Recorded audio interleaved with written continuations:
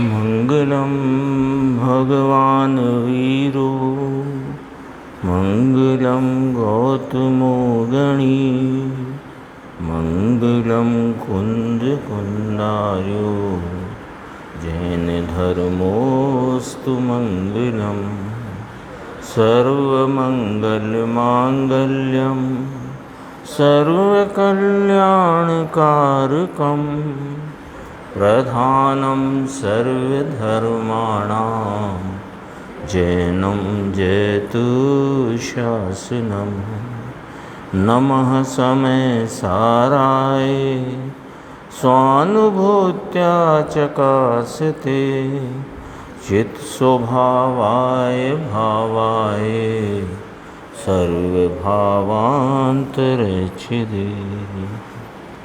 समय सार जी परमागम ग्रंथ के स्यादवाद अधिकार में 259 नंबर का कलश 12वें नंबर का भंग है और सत असत के जो 2 भंग थे उसमें उनके ही 8 भंग हुए, तो उसमें ये अंतिम भंग है परभाव नास्ति का। श्लोक है पेज नंबर 436। अध्यास्यात्मनि सर्वभावभवनं शुद्ध स्वभावच्युतः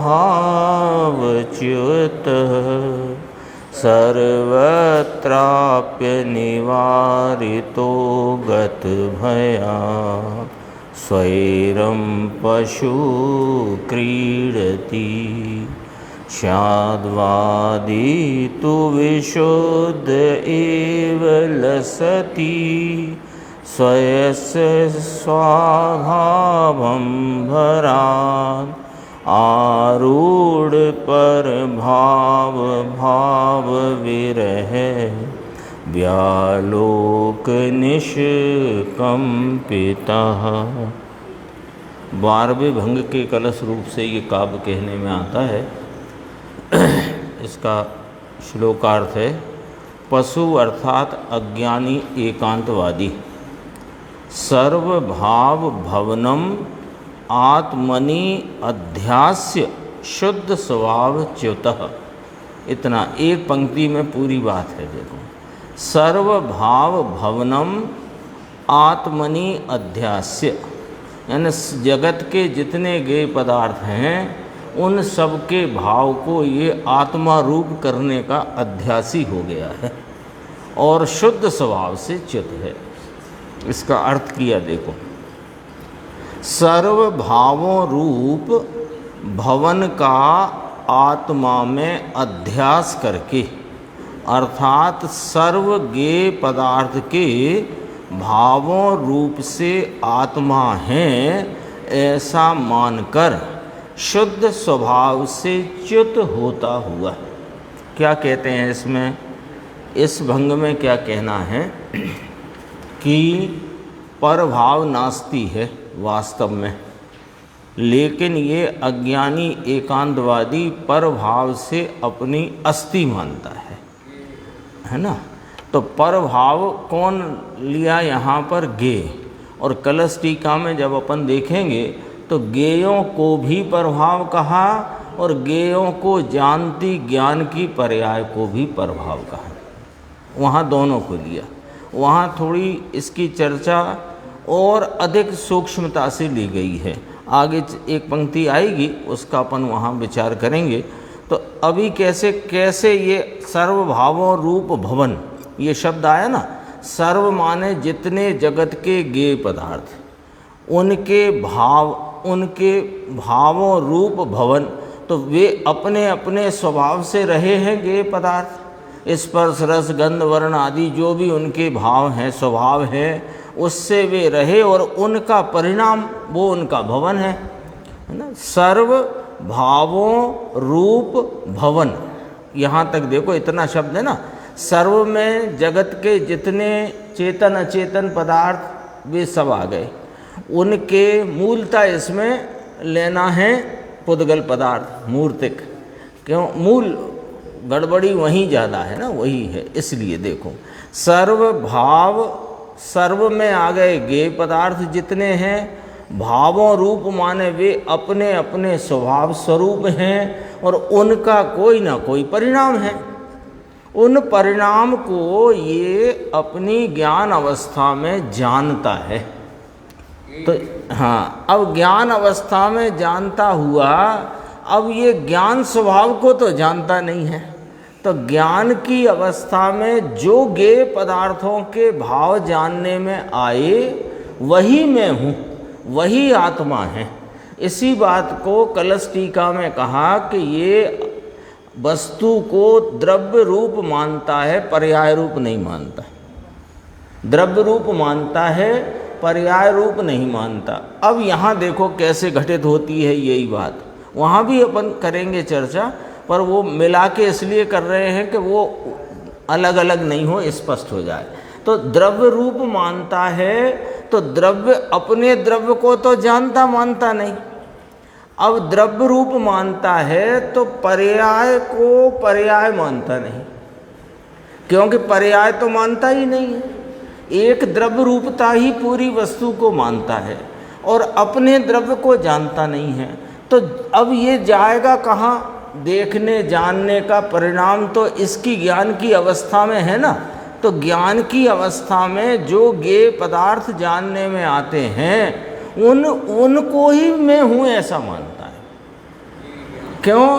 कि वो गेयों के भाव हैं, वे प्रसिद्ध हुए ज्ञान पर्याय में, लेकिन उस ज्ञान की अवस्था को अवस्था रूप तो वस्तु मानता नहीं। पॉइंट नंबर 1 ये याद रखना कि द्रव्य रूप वस्तु को द्रव्य रूप मानता है, पर्याय रूप नहीं मानता। ये सब ये थोड़ी बात कहते हैं, ये जितने भंग आए उन सब में सबसे ज़्यादा सूक्ष्म चर्चा है इसमें। बार जो भंग आए ना ये पर द्रव्य स्वद्रव्य पर द्रव्य वाले, तो ये 8वां भंग है वो सत असत के भंगों में, ये सबसे सूक्ष्म है। तो इसलिए अपने को अभी से ही वो पकड़ बनाना है, वो दृष्टिकोण पकड़ना है जहाँ ये बात आचार्य परमात्मा कहना चाहते हैं। सर्व भावों रूप भवन का आत्मा में अध्यास करके कैसे कर लेता है कि ये स्वयं को पर्याय रूप नहीं मानता, तो अपनी पर्याय को तो इसने माना ही नहीं। Point number 1। दूसरी बात, अपने द्रव्य स्वभाव को जानता नहीं, तो पर्याय में जो अन्य वस्तुओं के भाव जानने में आते हैं उनको अपना द्रव्य मानता है। इतना मैं हूँ, पर्याय नहीं मानता अपने को, है ना। वो जैसे दर्पण लगा है तो दर्पण की जो झलकन है, अब वो क्या करता है कि दर्पण को जानता नहीं और दर्पण की पर्याय स्वीकार करे नहीं। दर्पण को जानता नहीं कि दर्पण तो स्वच्छता के सहज स्वभाव वाला है, ये बात तो उसने स्वीकार करी नहीं है। और दर्पण की पर्याय को स्वीकार करता नहीं, क्योंकि पर्याय मानता ही नहीं वस्तु की। अब वो दर्पण की झलकन में जो कोई भी बिंब दिखाई देते हैं, वो जो बिंब है सो ही ये है। हो गया ना। एक तो दृष्टिकोण ये है कि दर्पण को, दर्पण की पर्याय दर्पण के स्वभाव को जाने और उसकी झलकन रूप स्वच्छता के परिणमन को जाने, तो उसमें झलकते हुए पदार्थ इससे न्यारे हैं, दर्पण से न्यारे हैं, ये बात ख्याल में रहेगी, इस बात का उसको प्रतीति रहेगी। अब उसने क्या किया, ज्ञान स्वभाव को तो स्वीकार किया नहीं और पर्याय में जो कुछ गेयों के भाव झलकते हैं सो यही वस्तु है ऐसा मानता, क्योंकि पर्याय को मान नहीं रहा, द्रव्य को जान नहीं रहा। अब बचा क्या? अपना 3 सूत्री है ना पूरा सिस्टम, एक ज्ञान स्वभाव, एक उस स्वभाव की प्रति समय होती ज्ञान की पर्याय और उस पर्याय में झलकते हुए ज्ञेयों के आकृति रूप परिणमन, तीन चीज़ें हैं, तीन भाव हुए। तो अब क्या किया कि अपनी वस्तु को जानता ही नहीं, पहचानता नहीं, स्वीकारता नहीं, ज्ञेय वस्तुओं के जो भाव ज्ञान में झलके सो पर्याय को ये मानता नहीं। तो ज्ञेय की जो झलकन, ज्ञेय का जो भाव जानने में आया सो मैं ज्ञेय हूँ, मैं ज्ञेय हूँ माने ज्ञेय तो मानता नहीं, मैं ही आत्मा, ये ही आत्मा है, ऐसा कहना चाहते हैं। ज्ञेय में हूँ ऐसा तो वो जानता नहीं, ऐसा जाने तो परभाव नास्ती हो जाए, लेकिन वो ज्ञेयों के भाव को ये आत्मा है ऐसा मानता है। देखो अभी अपने को लगेगा बात अटपटी है, एक उदाहरण देते हैं, अभी समझ में आएगा कि ठंडी हवा चल रही है तेज या गर्म चल रही है, जेठ का महीना है, गर्म हवा चल रही है, दोपहर के 2 बजे हैं और बाहर अपन कहीं जा रहे हैं। तो जाते हुए क्या होगा कि ज्ञान तो चालू है ना, तो उस समय स्पर्श इंद्रिय के निमित्त में गर्म हवा का जानना हुआ। कहाँ हुआ? ज्ञान के परिणाम में।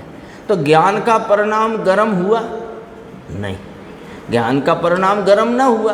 गर्म हवा की उष्णता के जो स्वरूप है, यानी उस हवा का परिणमन उष्ण रूप है अभी, तो वैसा परिणमन ज्ञान में जानने में आया।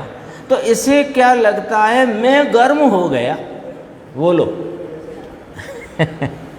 ये थोड़ा समझने के लिए अभी बहुत गर्मी हो, एयर कंडीशन कमरे में गया जहाँ बिल्कुल 20 डिग्री टेम्परेचर है, तो वहाँ पर जो वातावरण में हवा है वो ठंडी है, तो जाकर के क्या बोलता है? अरे मैं तो ठंडा हो गया।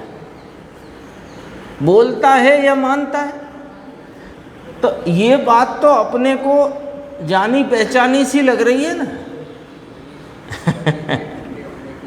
और इसी बात को शास्त्र की भाषा में कहा कि सर्व भावो रूप भवन का आत्मा में अध्यास करके तो इसमें क्या किया इसने कि शुद्ध स्वभाव से च्युत होता हुआ। अब इसी बात को दूसरी तरफ से समझते हैं, वो बात पकड़ना है, वो बात एक बार पकड़ में आई तो पूरा श्लोक अपने को समझ में आ जाएगा।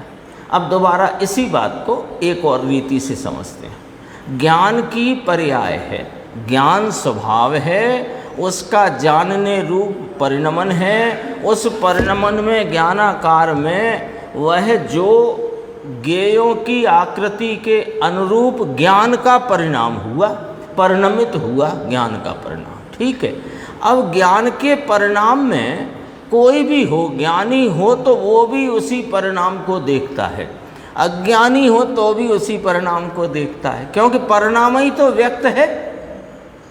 ये तो अपना ये वाला भाग तो चर्चा में आ चुका है ना, परिणाम ही व्यक्त है। तो ज्ञानी भी परिणाम देखता है, अज्ञानी भी परिणाम देखता है। अब ज्ञानी परिणाम में स्वभाव की सत्ता देख लेता है, तो उसको जो कुछ जानने रूप परिणमन है, वो जानने रूप परिणमन में उसको ज्ञान स्वभाव की प्रसिद्धि है। किसको? ज्ञानी को। ज्ञानी को ज्ञान स्वभाव की प्रसिद्धि है, तो ज्ञान स्वभाव की प्रसिद्धि से वह अपने को ज्ञान स्वभावी मानता है, और अज्ञानी को ज्ञान स्वभाव का होश नहीं, पता नहीं, खबर नहीं, भान नहीं, तो उसको पर्याय में ज्ञेयों की प्रसिद्धि है। तो ज्ञेयों की प्रसिद्धि से वह जो ज्ञेयों के भाव प्रसिद्ध है ये आत्मा है ऐसे मान लेता है। एक रीति ये भी इसमें घटित होती है। दर्पण पे उदाहरण, जो दर्पण के स्वच्छता के स्वभाव को जानता है और एक छोटा बालक है वो दर्पण के स्वभाव को नहीं जानता है, तो दर्पण में तो जब आप भी देखो और छोटा बालक 3 वर्ष का देखे दर्पण की तरफ, तो उसे तो वहाँ दर्पण की झलकन ही दिखेगी ना, और क्या देखेगा। तो तो समझदार भी देखेगा तो दर्पण की झलकन देखेगा, लेकिन उस झलकन में उसको दर्पण की प्रसिद्धि होने से वो यह भली भांति यह श्रद्धान करता है, प्रतीति करता है कि ये दर्पण है। और बालक को दर्पण का स्वभाव पता नहीं, तो वो जो कुछ उसमें अग्नि वग्नि जो कुछ भी झलक रही हो, तो बालक तो उसने भी वही दर्पण का परिणाम देखा है, तो वो ये समझता है कि ये अग्नि है, दर्पण नहीं। तो वो दर्पण के स्वभाव से च्युत हो गया है और अपन दर्पण को अग्नि मानता है। गे लुब्धता, लुब्धता तो इसलिए ही है कि ज्ञान स्वभाव को जानता नहीं, तो कहाँ जाएगा, उपयोग जाएगा तो है। यानी प्रत्येक पर लक्ष्यता वाले उपयोग में भी ज्ञायक भाव प्रसिद्ध है, और ज्ञेयों के आकृति के अनुसार परिणमित परिणाम में ज्ञेयों का भाव, ज्ञेयों के संबंध में जानना है ना, तो ज्ञेय भी प्रसिद्ध है। लेकिन ज्ञेयों की प्रसिद्धि ज्ञान से है, ऐसा धर्मी ज्ञानी जानते हैं। और जो ज्ञान स्वभाव को ही नहीं जानते, वे ज्ञान में ज्ञेय की प्रसिद्धि से आत्मा को ही ज्ञेय रूप मानते हैं। ये वाली बात यहाँ कही गई है। दोबारा से देखो, सर्वभावों रूप भवन का आत्मा में अध्यास करके, अर्थात सर्व ज्ञेय पदार्थों के भाव रूप से आत्मा है ऐसा मानकर शुद्ध स्वभाव से च्युत होता हुआ। अब कहते हैं, अनिवार्यतः सर्वत्र अपि स्वयं गत भयः क्रीडति। भय ही नहीं उसको कोई। देखो, किसी भी परभाव को बाकी रखे बिना सर्व परभावों में स्वच्छंदता से निर्भयपने, निशंकपने क्रीड़ा करता है। मैं ठंडा, मैं गरम, मैं दुबला, मैं मोटा, मैं पतला, मैं सांवला, मैं गोरा, मैं मीठा, मैं खट्टा, ये कहाँ से आई इसको बात?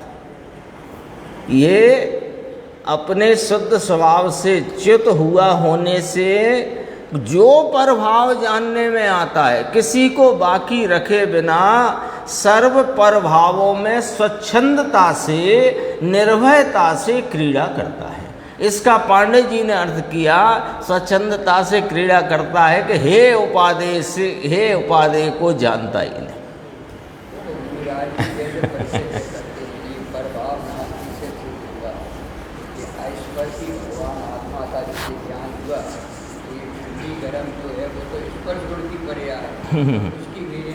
नास्ती है। श्रद्धा और उतनी उसमें स्थिरता बहुत है। जिसका श्रद्धान हुआ है ज्ञान स्वरूप, स्पर्श रस गंध वर्ण के भावों से रहित, अस्पर्शी अरस अरूपी अगंध स्वरूप आत्मा श्रद्धान में लिया और उसमें दृढ़ता से स्थिरता घनी हो गई है। मुनिराज को बहुत स्थिरता है, तो उस स्थिरता के कारण वे सब इन ज्ञेय भावों को अपने से नास्ति रूप जानते हैं और मानते हैं। स्वच्छंदता से निर्भयपने, निशंकपने क्रीड़ा करते हैं। और स्यादवादी तो स्वयस्य स्वभावम भरात आरूढ़, अपने स्वभाव में अत्यंत आरूढ़ होता हुआ, स्वभाव में आरूढ़ है, तो उसने वो भी पर्याय का भाव जो व्यक्त है उसको देखते होने पर भी, उसमें ज्ञेय भावों की जान न होने पर भी वह अपने ज्ञान स्वभाव में आरूढ़ है। क्योंकि मैं तो एक रूप ज्ञायक भाव हूँ, ये ज्ञेयों की मुझ में नास्ती है। तो अपने स्वभाव में अत्यंत आरूढ़ होता हुआ पर भाव विरह व्यालोक निष्कंपिता, पर भावों रूप भवन के अभाव की दृष्टि के कारण। देखो परभाव भाव विरह, विरह माने अभाव, समझते ही चलो ना अपन साथ के साथ। परभाव भाव, तो पर भावों के भवन रूप भाव, यही अर्थ आया ना, पर भाव भाव। तो पर भावों के जो वर्तमान परिणमन रूप भाव, भवन रूप भाव, तो अर्थ हुआ पर भावों के भवन, उनका है विरह। व्यालोक माने ऐसी है दृष्टि, व्यालोक माने देखना। पर भावों रूप भवन के अभाव की दृष्टि के कारण, अर्थात आत्मा पर द्रव्यों के भाव रूप से नहीं है, ऐसा देखता होने से निष्कंप वर्तता हुआ विशुद्ध एव लसति, शुद्ध ही विराजता है। पर अब इसमें अस्ति नास्ति आ गई ना, ये अनेकांत खड़ा हो गया। देखो कैसे अपने स्वभाव में अत्यंत आरूढ़ है, इसलिए पर भावों के भवन का मेरे में अभाव है, ऐसी दृष्टि है। कैसे हुई कि पहले अपना पता मालूम पड़े, अपने घर में रहे तो और घरों में मेरा कुछ नहीं, ये बात तभी तो नक्की होगी ना। अपन यात्रा पे जाते हैं, मान लो 50-60 लोग इकट्ठे गए हों, तो विमल भाई साहब के पास सारी जिम्मेदारी है, कौन सा कमरा किसको देना है। अब जब तक कमरा नहीं मिला तब तक व्यामोह में रहता है ना। ऐसा तो सबने अनुभव किया है ना, वो चित्त में चंचलता बनी रहती है ना, कौन सा है कौन सा है कौन सा है। और सामान लिए बाहर खड़े हैं, और जैसे ही बताया कि आप फलाने नंबर में चले जाओ, तो जैसे ही वो नंबर में ये मेरा है, फिर दूसरे कमरे कौन से हैं और क्या है, उधर से दृष्टि चली गई कि नहीं चली गई। ये कब जाए, पर भावों में अभाव रूपता की या पर भावों में नास्तिपना कब खड़ा होएगा कि जब स्वभाव में अस्ति आएगी, तो ये वाली बात है। एक अपने ज्ञायक स्वभाव की सत्ता में को स्वीकार न करने से समस्त पर भावों में नास्ति होने पर भी उसमें अपनी सत्ता ढूंढता है, उसी यात्री की भांति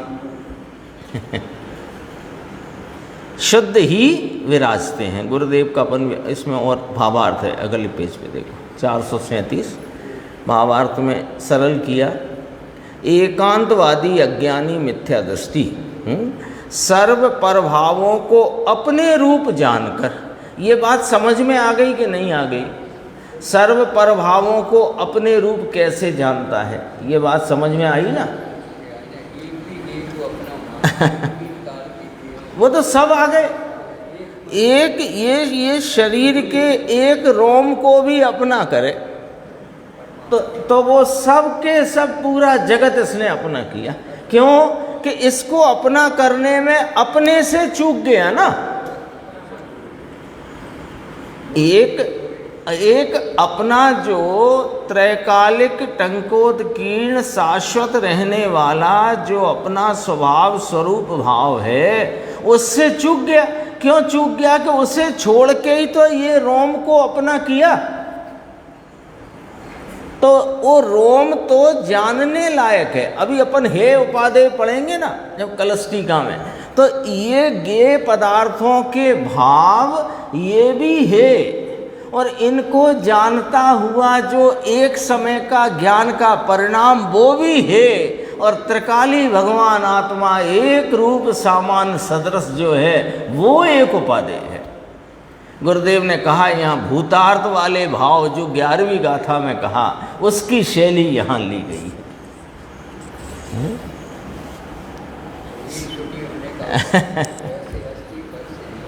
हर जगह से एक ही बात उभर करके आती है, एक ही बात निकल करके आती है। एक अपने त्रैकालिक ज्ञायक स्वभाव को निर्णय करके उसके आलम्बन में उपयोग में उसकी सामर्थ्य का संचेतन करते हुए उसमें आप रूपता की प्रतीति करे, बस यही मार्ग है। और मार्ग पर आ गया तो मंजिल पर ही आ गया।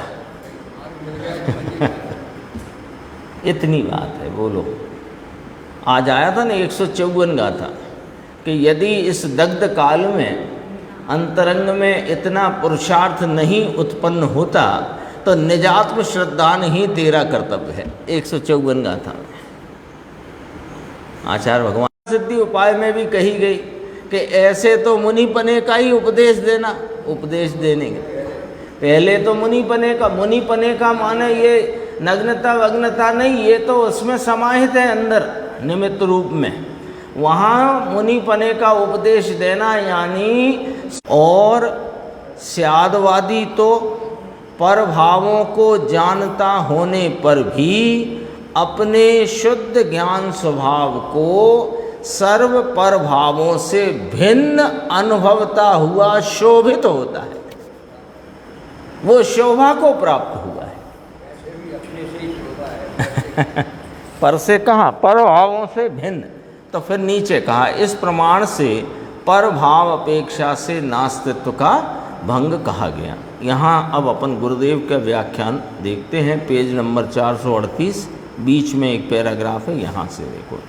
सर्वभावों रूप भवन का आत्मा में अध्यास करके, मिल गया ना, बीच में है, अर्थात सर्वज्ञेय पदार्थों के भावों रूप से आत्मा है ऐसा मान करके, मैं तो अरिहंत के लिए हूँ, मैं तो सिद्ध के लिए हूँ, मैं तो मेरे कुटुंब की अनुकूलता के लिए मेरी हयाती है, मेरी सत्ता तो इनके लिए है। हाँ, कई लोग नहीं कहते भाई ये 2 बच्चे हैं, इनकी शादी हो जाए, इनका फलाना हो जाए, फिर बस फिर हमें क्या, कहते हैं ना, फिर हमें कोई चिंता नहीं, फिर हमें क्या। यानी तुम्हारी सत्ता का इतना ही तुमने अपना सीमित करके बैठ गए। और आगे कहते हैं, वर्ण गंध रस स्पर्श शब्द आदि अनुकूलता से मेरी मौजूदगी सत्ता है ऐसा अज्ञानी मानता है। देखो, वर्ण गंध रस स्पर्श शब्द मन वचन काया सब ले लो, इसमें इनसे मेरी हयाती है, इनसे इनकी अनुकूलता है तो भैया सब कुछ है। अभी आँखों में रोशनी है, ठीक काम करती हैं, कानों से सही सुनाई देता है, चलते बनता है, तो इससे मेरी सत्ता है। ये सारा का सारा मामला इस वाले कलश में फिट हो रहा है। ये अपने अज्ञान का परिचायक ही तो है, ये वाला भाव। कैसा भाव कि ये वर्ण गंध रस स्पर्श शब्द मन वचन काय इनकी अनुकूलता से ही मेरी सत्ता है। ये अनुकूल हैं तो है भैया, नहीं तो क्या है फिर? इसका क्या मतलब निकला? इससे ही माना ना, ऐसा अज्ञानी मानता है। ये बात शास्त्र के शब्दों में इसको एकदम, जैसे जो मरीज होता है ना, तो मरीज लक्षण बताता है और डॉक्टर लक्षण सुनकर बीमारी बताता है ऐसा ही। ये लक्षण हैं, वर्ण गंध रस स्पर्श शब्द आदि भावों की मन वचन काया की अनुकूलता रहे तो मेरी सत्ता है, ये लक्षण है अज्ञानी का। और इसकी बीमारी का जो निदान या जो डायग्नोसिस आया वो ये है कि ये सर्वभावों रूप भवन का आत्मा रूप अध्यास करके शुद्ध स्वभाव से च्युत है। ये डॉक्टर साहब ने बीमारी की रिपोर्ट लिखी, ये आचार्य भगवान ही तो हमारे डॉक्टर हैं, सर्वज्ञ भगवान डॉक्टर हैं। महावीर भगवान के लिए लिखा ना महावीर अष्टक में, तुम वेद हो निरपेक्ष जग में मोह से आरोग्य को, वो भागचंद जी साहब ने लिखा है। वेद निरपेक्ष वेद कहा, देखो, ऐसा मानकर शुद्ध स्वभाव से च्युत होता हुआ अपना शुद्ध चैतन्य स्वभाव निर्मल शुद्ध क्यों कहा? इसको निर्मल और शुद्ध क्यों कहा? इस चैतन्य भाव को, इस ज्ञान दर्शन स्वरूपी स्वभाव को शुद्ध क्यों कहा, निर्मल क्यों कहा? तो कहते हैं शुभ और अशुभ भाव भी नहीं है इसमें, ये भी परगेय में जाते हैं। ये परगेय में जाते हैं। तो ये 12वां भंग कहता है इनसे मेरी नास्ती है। पर भावों से नास्ती का भंग है ना ये, तो शुभ अशुभ भाव से मेरी नास्ती है। ये क्या गुरुदेव की बात देखो, ये अपन कहते हैं मैं शुद्ध हूँ, पवित्र हूँ, निर्मल हूँ। तो निर्मल, तो ये निर्मलता मतलब क्या? इस चैतन्य स्वभाव को, ज्ञान दर्शन सुख स्वरूप आत्मा को, इसके स्वभाव को निर्मल क्यों कहा? कि इसमें मलिनता का अंश नहीं, तो निर्मल का। भाई 2 गिलास हों पानी के, तो एक एकदम बिल्कुल क्रिस्टल क्लियर और एक मैला सा, तो कौन से को निर्मल कहोगे? कि जो एकदम पारदर्शिता जिसमें झलक रही है। क्यों कहा इसको निर्मल? कि इसमें मलिनता का अंश ही नहीं ना। तो मलिनता की जल से नास्ती हुई कि न हुई, ऐसे यह चैतन्य स्वरूप शुभ अशुभ भावों की मलिनता से रहित है। तो ये कषाय की मंदता तीव्रता का जो भाव है, शुभ अशुभ भाव है, पुण्य पाप का परिणाम है, अथवा दया दान व्रत पूजा काम क्रोध विषय वासना भोग, ये सब परगेय में जाते हैं। इनसे मेरी नास्ती है। कब? जब सिद्ध हो जाऊंगा तब के अभी नास्ती है। तो भाव तो है ना, तो भाव में है, तेरे में नहीं। टेबल भी है ना, धर्मास्ती अधर्मास्ती आकाश काल भी है ना, तो है तो वे उनमें है कि तुम में है। ऐसे ही ये शुभ अशुभ भाव वे आत्मा में है ही नहीं, वे उनमें हैं। जैसे पुद्गल धर्म अधर्म आकाश काल और अन्य जीव उनमें हैं, ऐसे ही शुभ अशुभ भाव भी शुभ अशुभ भाव में है। मेरी आत्मा में उनसे नास्ती है। ये परभाव नास्ती का बोल है। तो कहाँ तक पकड़ना, क्या क्या कहाँ तक पहुँचना, वो चर्चा है। देखो, शुभ अशुभ भाव भी परगेय में जाता है। उसके पास में नज़दीक में थोड़ी चीज है, किंतु एक प्रभाव को जिसने अपना माना, इसने पूरा लोक परलोक अनंत प्रभाव है उसको अपना माना है। और वही अभी अपन ने यात्रियों का और कमरे का उदाहरण विचार कर सकते हैं। जिसने एक अपने कमरे को, अपने घर को, अपनी चीज को अपना न करा और एक अन्य चीज को, किंचित को भी अपना करा, तो यानी अपने को अपना न करा, तो उसने पूरे लोक को अपना करा। क्यों? कि अपने को अपना ना करा। ये लॉजिक है उसका। आगे चलते हैं। 439 देखो, ऊपर से ही। अज्ञानी कोई परभाव को बाकी रखे बिना, कुछ भी काई पकोई पण बाकी रखे बिना, सर्व परभावों में स्वच्छंदता से निर्भयपने निशंकपने क्रीड़ा करता है। ये निर्भयपने निडरपने पर में रमता है। ये निर्भय है। ये तो गत भया शब्द लिखा है आचार्य परमात्मा ने श्लोक में। हाँ, लेकिन ये दूसरे के में निर्भय बने जाता है, तो ये भी चोर है ना। लौकिक में भी कहाँ, दूसरे के घर में जाकर निर्भय बने कौन रह सकता है? समझदार तो नहीं रह सकता। और जो ऐसा करे वो अज्ञानी।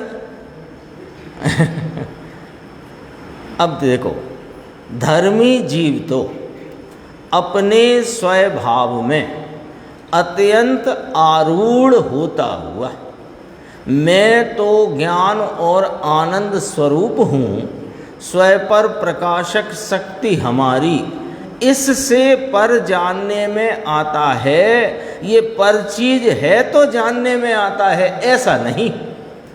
ये सुबह 6 कारक चले थे जानने के, जानते हुए को जानता हूँ, जानते के द्वारा जानता हूँ, जानते के लिए जानता हूँ, जानते में से जानता हूँ, जानते में जानता हूँ, जानते जानता हुआ जानता हूँ। 6 कारक आए थे। ये कारक से कितनी स्वतंत्रता और स्वाधीनता खड़ी हो गई। उसमें भी अपन ने 3 बोल आए थे सुबह, उसकी चर्चा करी थी जब, कि पर वस्तु से जानता नहीं, तो पहला बोल था पर वस्तु को नहीं जानता, पर वस्तु से नहीं जानता, और पर वस्तु है इसलिए नहीं जानता। ये जानता है अपनी स्वभाव की शक्ति, स्वयं पर प्रकाशक शक्ति हमारी, इसलिए पर जानने में आता है। पर चीज है तो जानने में आता है, ऐसा नहीं है।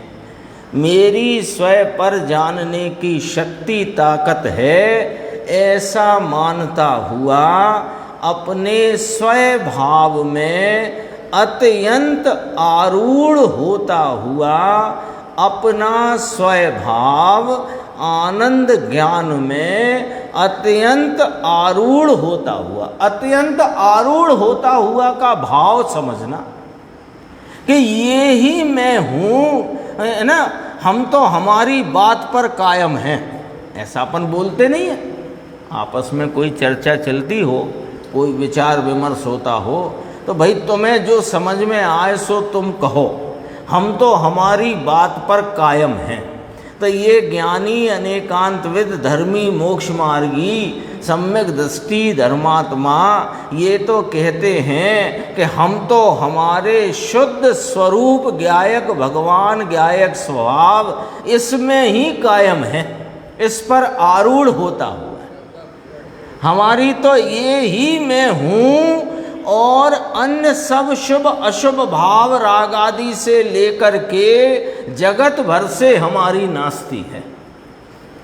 इसका मतलब है अपने स्वभाव ज्ञान आनंद ज्ञान में अत्यंत आरूढ़ होता हुआ।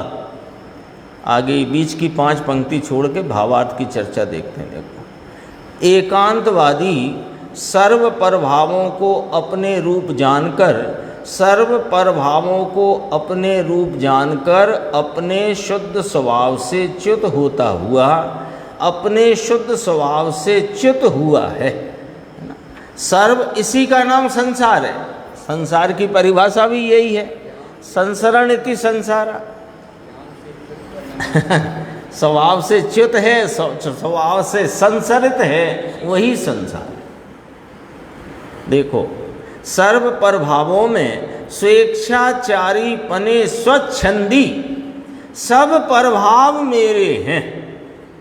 एक भी चीज, अब एकदम 3 पंक्ति में बहुत गजब की बात, एक भी चीज तेरे ज्ञानानंद के सिवाय एक भी पर चीज तुम्हारी नहीं है। तीर्थंकर गोत्र बंधे ऐसी इच्छा राग भी तुम्हारा नहीं है, उसकी भी तुम्हारे स्वभाव में नास्ती है। वो 16 कारण भाव आते हैं ना, वे कौन हैं? 16 कारण भाव कौन है? तत्वार सूत्र तो ये कहते हैं कि ये वे भाव हैं जिनसे तीर्थंकर नाम कर्म की प्रकृति का बंध होता है। ऐसे ही करके सूत्र है। 16 कारण भावना का देख लेना कहाँ है, किस ऐसा। हाँ, आशवद का उसमें ऐसा देखना, ऐसा नहीं लिखा है कि 16 कारण भावना भाने से या ये 16 कारण भावनाएं हैं, ऐसा ही ना कहा। ये 16 कारण रूप जो भाव रागादि भावना कहा उन्हें, परिणमन अपेक्षा, लेकिन वे उनसे क्या होता है कि वे तीर्थंकर नाम कर्म की प्रकृति के बंध का कारण है। 16 कारण इनका कारण है वे। उसमें मेरा पना करे तो कोई के हम तो नहीं करते मेरा पना, विनय मैं विनयशील हूँ तो विनय करूँ, विनय रहे, तो ये भाव से तीर्थंकर गोत्र बनता है। प्रवचन से, वात्सल्य से, साधर्मी वात्सल्य से, प्रभावना से तीर्थंकर गोत्र, ये परिणाम मेरा है, ये परिणाम मेरा है। तो तुम अपने शुद्ध स्वभाव से च्युत हो गए। यहाँ तो दो फांटी बात चल रही है।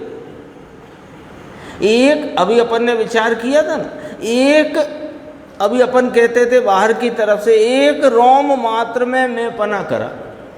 मैं पना करने का एक यही तरीका नहीं है कि मैं हूँ ऐसा कहे, उसमें लाभ माने वो भी मैं पना करना है। किसी भी प्रकार के राग में लाभ मानना मैं पना करना है, ऐसा कलश में अमृतचंद्र आचार्य भगवान ने कहा है, मन से नहीं कहते हैं बात। तो जिसमें लाभ माना उसमें मैं पना करा।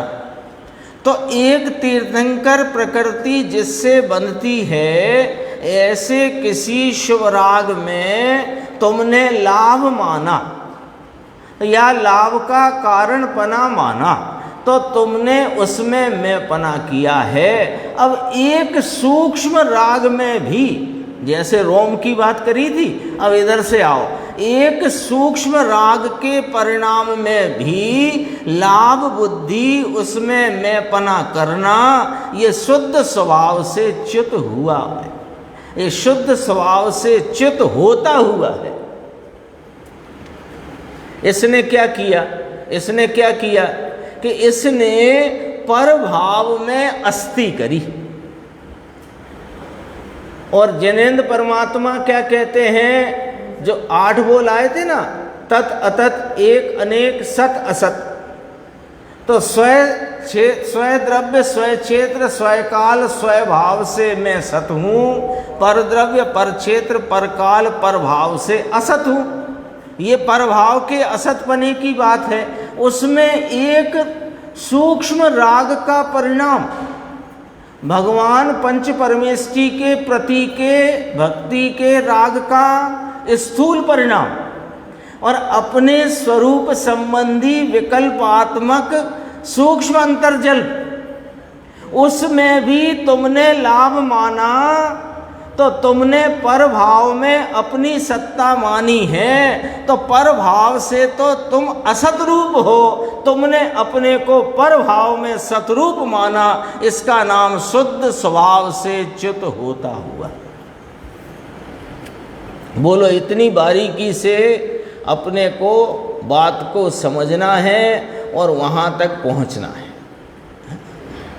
अपन सोचें, बाहर के कुछ निमित्तों को हटा देने से, उनसे हट जाने से मेरा भला हो जाएगा, तो तुम कहाँ निमित्तों के हटने और जुटने से भला मानते हो? पहले ये जरा इधर तो आओ। सर्वज्ञ परमात्मा क्या फरमाते हैं कि एक सूक्ष्म अंतर्जल्प तो सभी समझ गए हैं, अभी चर्चा भी चली थी। अंतर्जल्प माने स्वरूप के संबंध में विकल्पात्मक जो वृत्ति है, मैं ज्ञायक हूँ, मैं निर्मल हूँ, मैं शुद्ध पवित्र एक रूप हूँ, ऐसा विकल्प, ये अंतर्जल्प सूक्ष्म राग है। भगवान की भक्ति का राग स्थूल। तो ऐसे सूक्ष्म राग में भी लाभ पना रखना, उसमें मैं पना करना है। और उसमें मैं पना करना यानी उस परभाव में अपनी सत्ता मानना, अपने स्वभाव सत्ता से च्युत होता हुआ। बात एकदम इतनी है, वो गंभीर है। तो भावार्थ में खिली गुरुदेव श्री ने फरमाया कि नहीं फरमाया है? ये भाव राग पण तारो नहीं, तो कौन सा राग? अशुभ राग मेरा नहीं। शुभ राग तो अभी मार्ग में रहता है ना, देखो साहब, मोक्ष मार्गी को भी होता है, तो वो तो मेरा है। अरे वो मोक्ष मार्गी हुआ ही तब है जब उसने शुभ राग में नास्तिपना स्वीकार किया है। ये भाव भी प्रभाव है। ज्ञानी निशंक वर्तता हुआ शुद्ध ही विराजते हैं। आगे देखना 440 में, एकांतवादी सर्व प्रभावों को अपने रूप जानकर अपने शुद्ध स्वभाव से च्युत होता हुआ सर्वत्र नाम सर्व प्रभावों में स्वेच्छाचारी पने निशंक रीति से वर्तता है। कहाँ कहाँ अब बताते हैं। राग में, पुण्य में, पर में प्रवर्तता है। अब पर में तो कोई जाता नहीं है ये जा सकता नहीं है, किंतु पर संबंधी जो राग होता है इस राग में वर्तता है। वास्तव में यदि इसकी ज्ञान अवस्था को देखें तो वो ज्ञान अवस्था भी राग में जाती नहीं और राग ज्ञान में आता नहीं, लेकिन राग जैसा उत्पन्न हुआ वैसा ज्ञान में जानने में आता है। तो उसे जानते हुए ये राग मैं हूँ ऐसा करता है, तो ये पर भाव में सत्ता मानता है। एक में माने तो सब में माने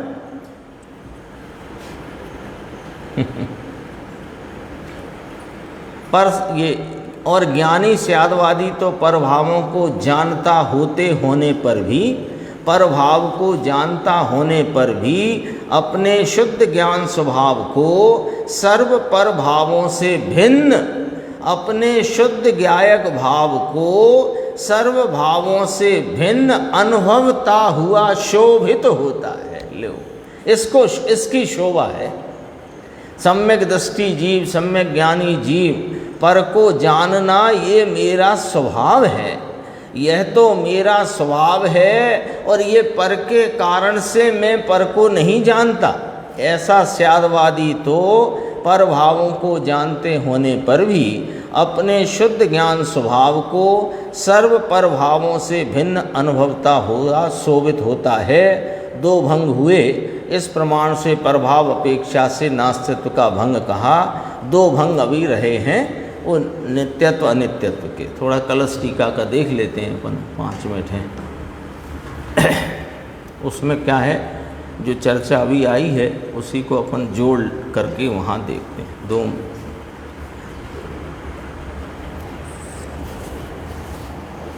उसमें पेज नंबर 330 है, कलशामृत भाग 8 में, खंड अन्वय सहित अर्थ। भावार्थ इस प्रकार है कि कोई एकांतवादी मिथ्या दृष्टि जीव ऐसा है कि जो वस्तु को द्रव्य मात्र मानता है, पर्याय रूप नहीं मानता। ये इस भंग में ये इसका आधारशिला, इसने अज्ञानी के अज्ञान किस प्रकार का है उसको यहाँ पहले पंडित जी ने पहले बात कही। हर एक कलश में कहते आए हैं, इसमें भी कहा। देखो वस्तु, अब यहाँ अपना ये मुख्य बिंदु है, अपन चर्चा कर चुके हैं उधर जब अपन पढ़ रहे थे तभी। वस्तु को द्रव्य मात्र मानता है, पर्याय रूप नहीं मानता। 2 बार लिखा है उसमें, है ना, 2 बार लिखा है, वो एक बार छपने में हो गया है वो।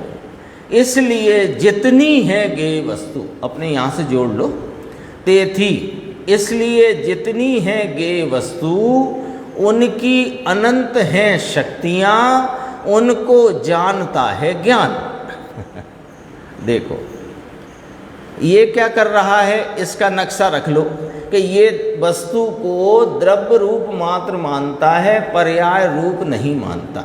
ठीक है, इसलिए ये कहाँ गड़बड़ में पहुँच जाता है, पेज नंबर 330 है। देखो कहाँ गड़बड़ में होता है कि जितनी है गे वस्तु, रागादि भाव से लेकर के सारा जगत, जितनी है गे वस्तु, उनकी अनंत हैं शक्तियाँ, उनमें भी अपने अपने गुण हैं, उनकी अपनी अपनी शक्तियाँ हैं, शक्तियों की व्यक्तियाँ हैं कि नहीं। ये टेबल है, पुद्गल परमाणुओं का स्कंद रूप भाव है, तो इसमें भी स्पर्श रस गंध वर्ण आदि शक्तियाँ हैं और उनकी यहाँ ठंडी गरम गरम कड़क आदि इत्यादि उसकी व्यक्तियां हैं। तो ये सब इसमें समा गया। उनकी अनंत हैं शक्तियां, उनको जानता है ज्ञान।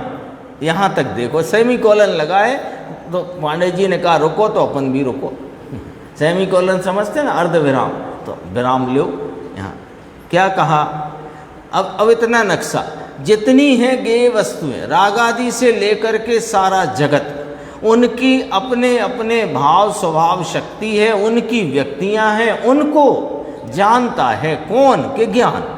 अब क्या कि कैसे जानता है, कि जानता हुआ गेय की शक्ति की आकृति रूप से परिणमता है। जानता हुआ क्या करता है, कैसे जानता है, गेय की शक्ति की आकृति, आकृति में रूप स्वरूप सब समा गया, अकेले आकार की बात नहीं है। जैसे शक्कर है तो शक्कर का दाना चौकोर होता है, वो तो अपने आकार कहने में आया, लेकिन यहाँ आकृति में चौकोरपना, सफ़ेदपना, चिकनाई, उसकी मिठास सब आ गए। सबकी व्यक्तता है कि नहीं, तो सब आ गए। तो उनकी आकृति रूप से परिणमता है ज्ञान, इस प्रकार जानता है। तो ऐसा देखकर अब देखो कितनी स्पष्ट यहाँ व्याख्या है कि ज्ञान है वह जानता है। क्या जानता है, कि जितनी गेय वस्तु हैं उनकी अनंत शक्तियाँ, उनकी व्यक्तियाँ, उनको जानता है। कैसे जानता है, कि उनकी आकृति रूप से आप ज्ञान ज्ञान भाव में परिणमता है, ज्ञान ज्ञान रूपता से परिणमता है। अब ज्ञान रूप परिणमन को देखकर, यहाँ लिया ना, ऐसा देखकर ज्ञान की परिणमन रूप अवस्था, जानने रूप ज्ञान की अवस्था, उसको देखकर जितनी गेय की शक्ति है उतनी ही ज्ञान वस्तु है, ऐसा मानता है मिथ्या दृष्टि एकांतवादी। क्या गड़बड़ करी, वो अपन ने चर्चा करी कि पर्याय को देखता है, द्रव्य स्वभाव अपना जानता नहीं। अब पर्याय में जो दिखता है उसी को ये मैं हूं ऐसा मानता है। पर्याय में राग का वेदन है तो मैं राग हूं, पर्याय में ठंडाई का जानना हुआ ठंडक का तो मैं ठंडा। तो कोई के ऐसे थोड़ी होता है कि आग जानने में आई तो मैं आग, ऐसा थोड़ी होता है। लेकिन भैया तुमने एक अपने ज्ञान स्वभाव है, उसका परिणाम है, और उसमें गेयों की आकृति के अनुरूप परिणमन है और निमित्त में गेय है। इतना पूरा नक्शा है ये ज्ञान की व्यवस्था का। अब इसमें तुमने ज्ञान स्वभाव को स्वीकार करा नहीं है और पर्याय तुम मानते नहीं हो। तो पर्याय मानते नहीं, ज्ञान स्वभाव को स्वीकार किया नहीं, और पर्याय में जो तुम्हें जानने में आया ये ही मैं हूँ ऐसा मानते हो। आत्मनि, आत्मा, उसको आत्मनि अध्यास शब्द आया ना टीका में, अध्यास आत्मनि पहला शब्द कलश का, अध्यास आत्मनि सर्वभाव भवनम शुद्ध स्वभाव च्युतः, पहली पंक्ति उसमें से ही तो ये तो पंडित जी पहले इतना 5, 6, 8 पंक्ति में भावार्थ कह के पूरा स्पष्ट कर देते हैं। अपन इतना ही पढ़ेंगे यहाँ तक का, और उसके प्रति इस प्रकार समाधान करते हैं स्यादवादी, अनेकांतविद, धर्मी, सम्यक दृष्टि, ज्ञानी, धर्मात्मा। कैसे करते हैं कि देखो, ज्ञान मात्र जीव वस्तु, जीव वस्तु कौन है, ज्ञान मात्र है जीव वस्तु। ज्ञान के सहज परिणमन भाव में ये जो जानने में आते हैं उनसे मेरी नास्ती है, मैं तो ज्ञान मात्र जीव वस्तु, ऐसा। तो ज्ञान मात्र जीव वस्तु, इसका ऐसा स्वभाव है कि समस्त गेय की शक्ति को जाने, और कैसे जाने कि जानती हुई उनकी आकृति रूप से परिणमित होती है वह ज्ञान वस्तु अपने ज्ञान परिणाम में। ठीक है, परंतु ज्ञेय की शक्ति ज्ञेय में है, ज्ञान वस्तु में नहीं। अपन देखो शक्तियों का यहाँ शब्द लिया है ना, कि ज्ञेय की शक्ति जितनी ज्ञान वस्तु, तो ज्ञेय की शक्ति को ज्ञान वस्तु मानता है। वे कहते हैं ज्ञान मात्र शक्ति वह जीव वस्तु है, और उस ज्ञान मात्र शक्ति के परिणमन में जानने रूप दशा में जो ज्ञेयों की शक्ति संबंधी जानपना है, वो ज्ञेयों की शक्ति है। मेरी तो उन्हें जानने रूप ज्ञान शक्ति है। शक्ति पे शक्ति घटाई। देखो, ज्ञेय की शक्ति ज्ञेय में है, ज्ञान वस्तु में नहीं। फिर सेमीकोलन है ना, ज्ञान का जानने, ज्ञान की जानने रूप पर्याय है, इससे ज्ञान वस्तु की सत्ता भिन्न है। यहाँ दो बातें ली, ये चर्चा आएगी आगे। दो बातें लेना, वो अपनी चर्चा हो गई ना ग्रंथ से। अब इधर बात आई कि ज्ञेय की शक्ति को जानती हुई ज्ञान की पर्याय भी मुझसे भिन्न है, और ज्ञेयों की शक्तियाँ भी मुझसे भिन्न हैं। बाहर से चलेंगे तो ज्ञेयों की स्पर्श रस गंध वर्ण आदि जो शक्तियों की व्यक्तियाँ हैं, उन व्यक्तियों को धरती हुई जो वस्तु है, वो शक्ति है, वो भाव है, उसकी मुझसे नास्ती है। और उनको जानता हुआ मेरा जो ज्ञान का एक समय का परिणाम है, उससे भी मेरी नास्ती है। मैं तो त्रिकाल एक ज्ञान शक्ति स्वरूप सदरस सामान्य स्वरूप ज्ञायक भगवान आत्मा हूँ। ये ऐसे समाधान है उसको, उसकी भिन्न है। फिर आगे ये चर्चा उसकी चलेगी, अपन आगे की स्वाध्याय है।